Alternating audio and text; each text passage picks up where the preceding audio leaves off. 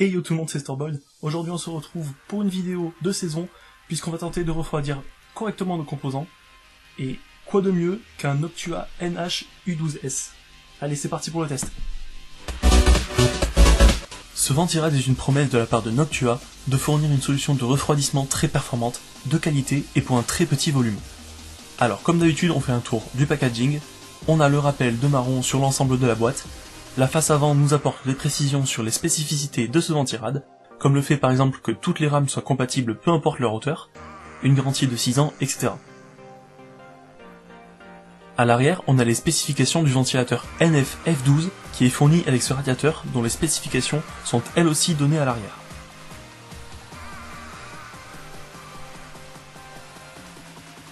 On passe au déballage, tout est très bien organisé avec une seconde boîte contenant la visserie, ainsi que la seringue de pâte thermique offerte.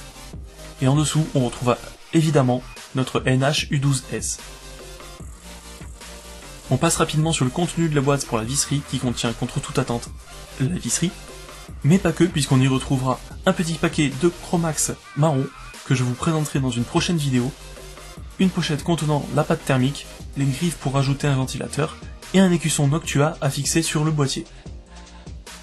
Rentrons dans le vif du sujet. Le NH-U12S est un radiateur en aluminium avec 2x5 caloducs qui vont assurer un bon refroidissement. Je vous expliquerai dans une prochaine vidéo comment fonctionne le système des caloducs. On passe au montage qui est plutôt simple puisqu'on aura juste à fixer la backplate à l'arrière de la carte mère, puis fixer les montures courbées et enfin fixer le ventirad.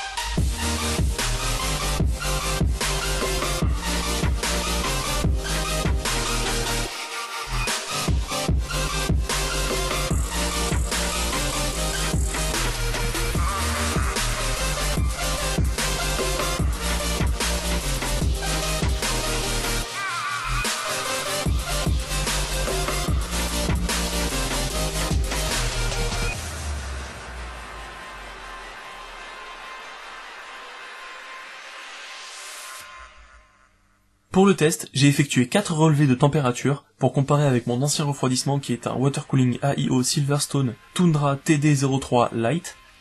J'ai donc relevé la température en idle, c'est-à-dire sur le bureau, et en charge lorsque mon CPU, un Intel Core i5 4670K, était à fréquence de base, et une autre fois quand il était overclocké à 4 GHz. Et les températures sont très bonnes, puisque le NH-U12S est un poil plus efficace que mon ancien système de refroidissement. À fréquence de base, mon CPU atteint 39 degrés sur le bureau, contre 41 pour mon ancien AIO. À 4 GHz, par contre, il atteint 62 degrés, alors que mon ancien refroidissement en atteint 65. Et on fait un tout petit point sur le bruit parce que c'est quand même important. Le ventilateur est quasiment inaudible. Vraiment, je vous jure, je n'entends plus rien du tout.